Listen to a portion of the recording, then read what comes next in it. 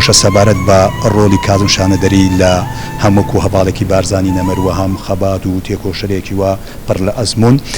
کاک سەفەرم لەگەڵ دەبێت کە بەرپرسی دۆسەی هەواڵانی بارزانی نەمر کە لێرەیە کاک سەفەرم کاتت باش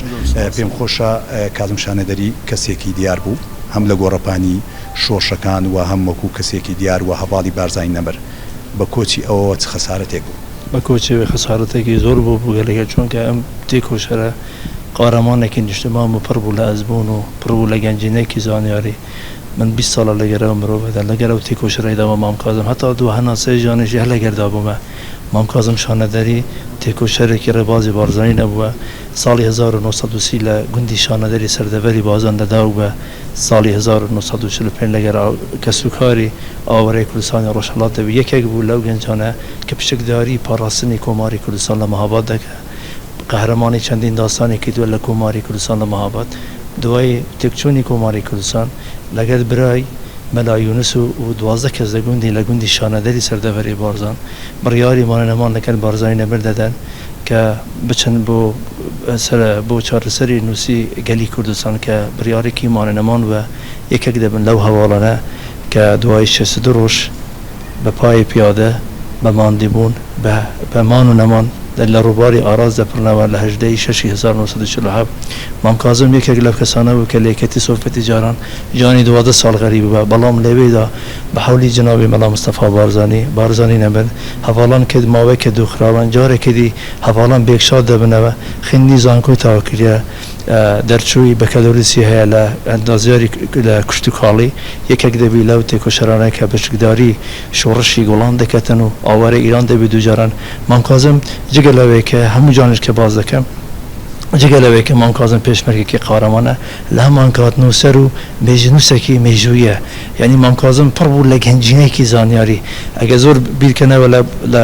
کاناڵی خۆمان کوردستانی و کاناڵانی دیکە دایمەن مام کازم چەندین مقابلەیە چەندین دیداری گفتوگو هەنە لەسەر ئەو ڕێڕێوەی مێژوەکە کە چوون بەو ڕێیە سەختیە بەو نەمانی خۆدا ئەم ڕێیان هەڵبژار مەسیری کوردیان ناو کرد بۆ سەرفرازی کوردستان دایمەن مام کازم خەونی بوو کە سەربەخۆی کوردستان بیت دایمەن کە لەگەیدا دەنیشن دەیگوت من بیری من بەس لە کوردهاتیە ئەماوەی کە لەسەر وەزعی کوردستان بوو باوەڕکە چەند ڕۆژ بەرێستا هەر دەگوتی بەمنی دەگوت ئایا سەفەر پەرلەمان کارا کراوە حەزەکەم کورد هەموو یەک بن هەموو لەژێر چەتری جنابی سەرۆک بارزانی بن هەموو جا دەڵێ ئەگەر کورد یەک بن هەموو کوردستان دەبێت دەرمانی کوردەکان هەموو یەک بوونە مام کازم خاوەنی چەندین پەرتۆکە چەندین نامیلکەیە کە بەردەوام بیری شۆڕژگەری بیری کوردهاتی دەکرد ئێستا ڕاستە مام کازم لە ناومان نەما بەڵام مام کازم ئێمە لەسەر ڕێبازی مام کازم دەڕۆن ڕێبازی مام کازم ڕێبازێکی کوردهاتی بووە دایمەن هانی گەنجەکانی دەدا گەنجەکانی نیشتمان کە بخوێنن بیری لە نیشتمان بکەن کوردهاتی بکەن ئەمە ئامانجی مام کازم هەواڵانی بوونە هەموو جان دەنگوت سەفەر ئەمە ڕێیەکە چوونە 500 کەس زیاتر لەگەر هەواڵانی بازن ئێوەش بە هەموو ڕێباز بچن هەموو ملەتی کوردستان باوەڕکە ئەمە ڕێبازی کوردهاتی مام کازمیە من پرسیاری کەش بکەم یەکێک بوو لەو کەسانەی کە زۆر متمانە و باوەڕی بارزانی نەمر بووە بارزانی زۆر کەیفی بە مام کازم شانەدەری دەهات مام کازم بە من باز دەکرد دەگوت دایمەن کە لە دەچوون من بیدیاری خۆم دەنووسیەوە زۆر مۆجبی بوو زۆر یعنی گەنجێکی پڕ لە زانیاری بە مام کازم شانەدەری ئەنی مام کازم ئێمە چۆن بڵێن شارەزاترین کەس کە لەسەر مەسیری ڕێڕەوی مێژوویەکانی هەواڵانی بارزانی بۆ کردی سوێر کە ڕۆژانە هەموو تۆمار کردیە ویست ئەم شتانە پێشانی گەنجانی کوردستان بدەن نەوەی کوردستان بدەن کام بەڕاستی بەخوێن بەدەساتەوە بە خەباتی بارزانی هەواڵان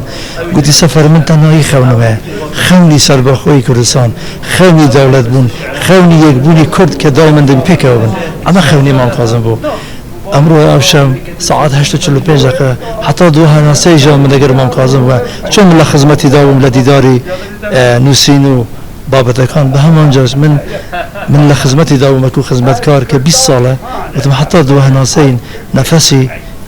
لەگەر مام کازم دابکەدا بوو